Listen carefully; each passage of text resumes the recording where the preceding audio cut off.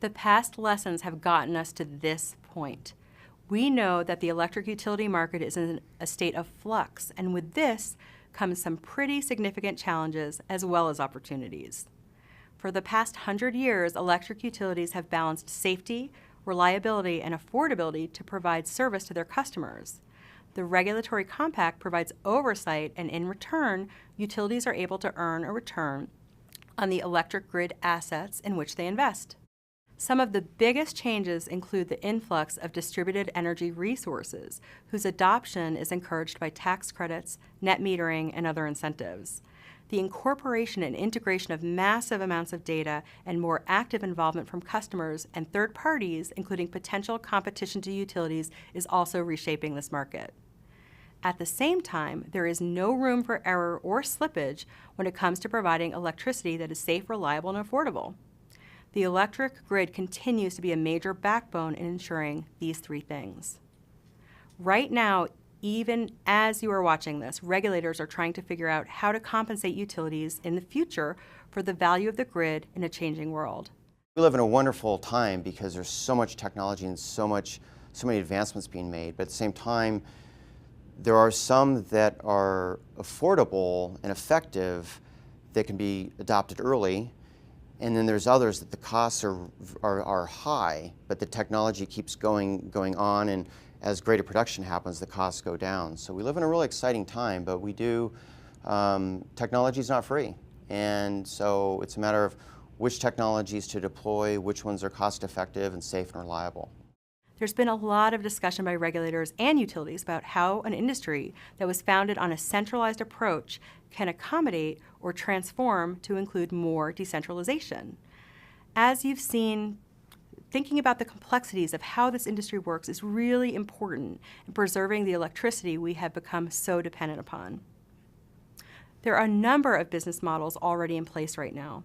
Some electric utilities own generation, transmission, and distribution. That's a very traditional, vertically integrated approach. Others manage only the transmission and distribution systems. And in Texas, independent power producers market electricity to users.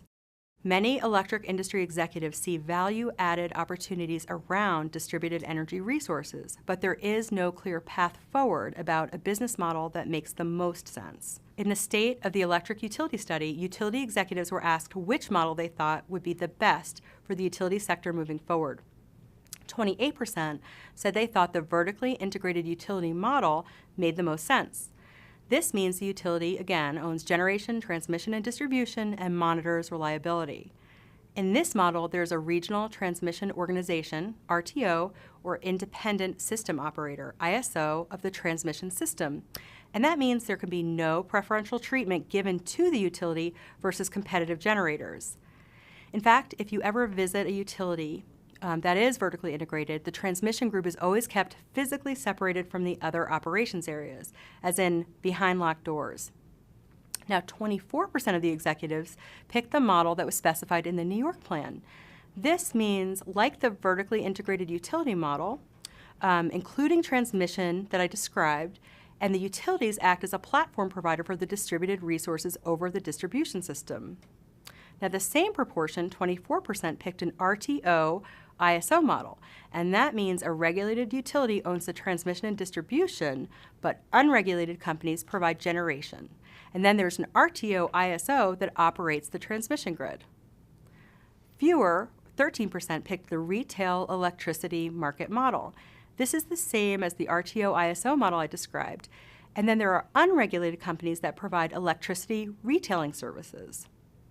Now, 11% picked the IDSO model, and that means the RTO ISO model plus an independent distribution system operator.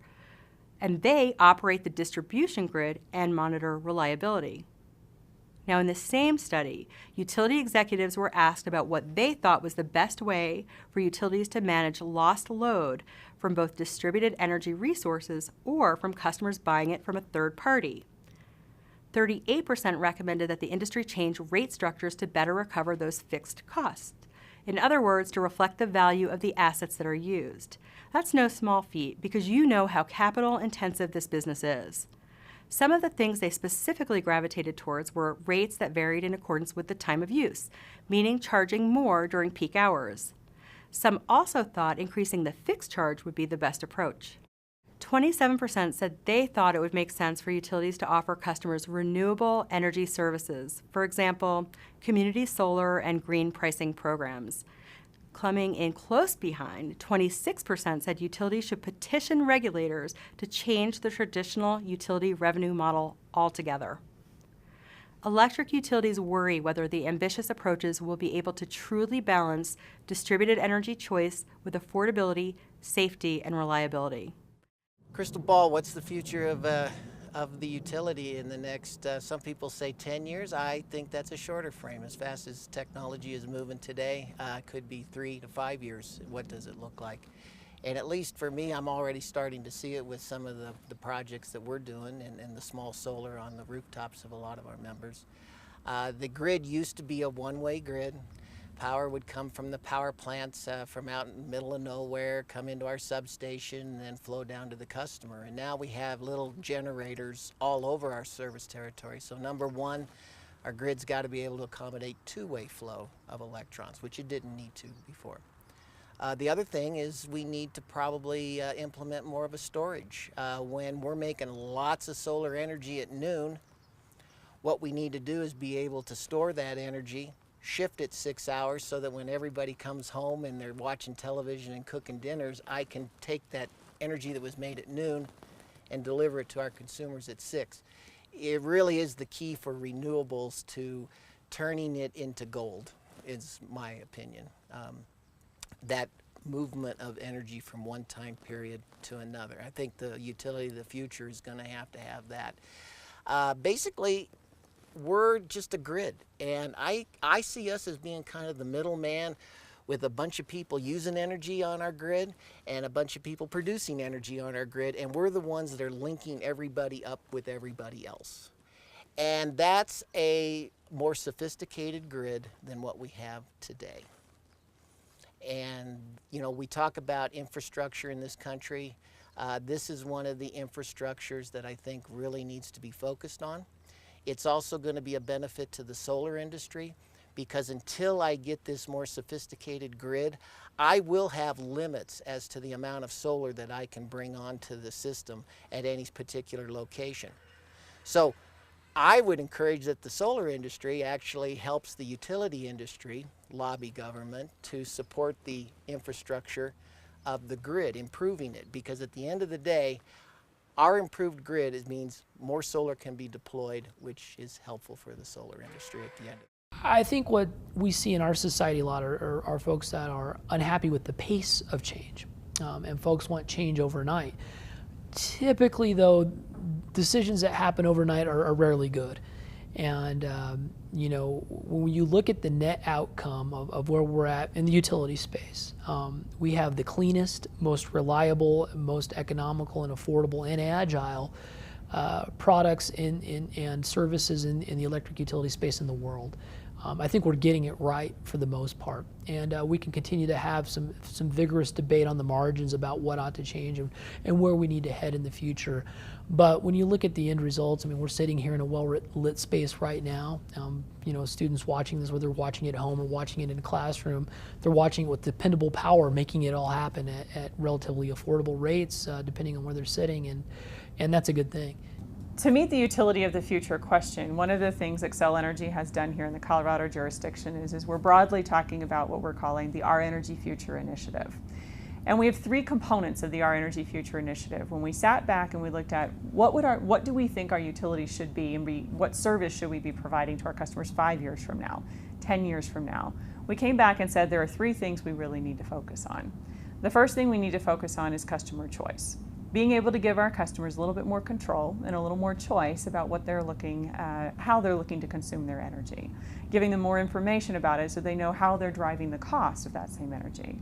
Secondly, we need to be embracing the technology that's developing in our areas. So in our industry, we've had a lot of technological innovation in the past several years, and it's going to continue on into the future. How do we bring that into the fold in a way that makes sense for our customers and really embrace it? And then finally, We want to provide those choices and we want to embrace that technology, but you've got to balance that with economic development. We need to make sure that we're empowering our states to have strong and robust economic development to attract businesses so that our citizens can be employed by those businesses, and to attract people that can come and work in those businesses and they want to live in our areas. So it's a balance of the three that we're really looking at and is really important to us. The utility of the future is going to have more choices for its customers. It's going to be a little bit more adept and nimble at adopting those technologies and presenting those options to its customers in a way that makes sense to them. The fact is that the cheapest integration solutions, the cheapest way of solving the intermittency problem, if you want to see it as a problem, are obviously going to be found if you've got an entity that can look across the entire system, look at all of the resources available to the system, and integrate the different operating characteristics of all of those resources. You need an orchestra conductor, which is, I think, the best way to understand one of the most important functions that utilities have. If you don't have an orchestra conductor, you end up with the absurd situation where the individual solar and wind developers are called upon to provide their own energy storage on their own sites. And in some parts of the world, in some parts of the country, that's actually happened, but it greatly increases the cost of the resource.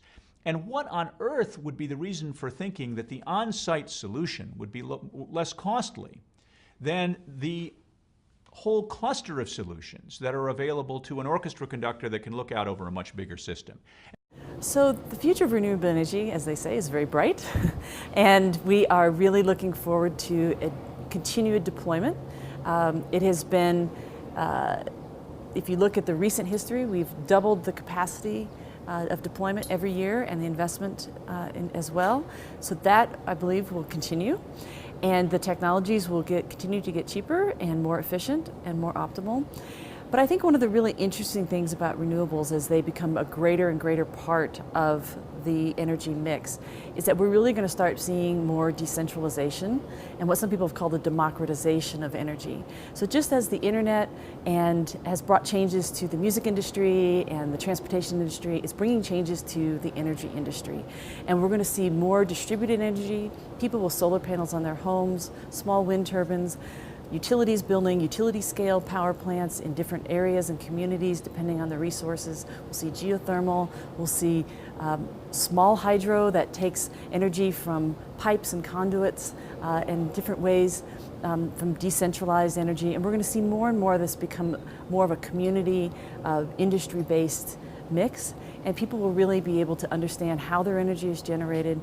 They'll be interconnected with how they use energy and then how it's actually generated themselves. So we're going to see the utilities and the energy industry really become much more dynamic, much more integrated, much more customer driven and customer focused as the renewables and other types of energy become more and more part of our lives. To sum it up, technology improvements and cost reductions in distributed solar and energy storage mean the likelihood of their increased integration into the existing grid.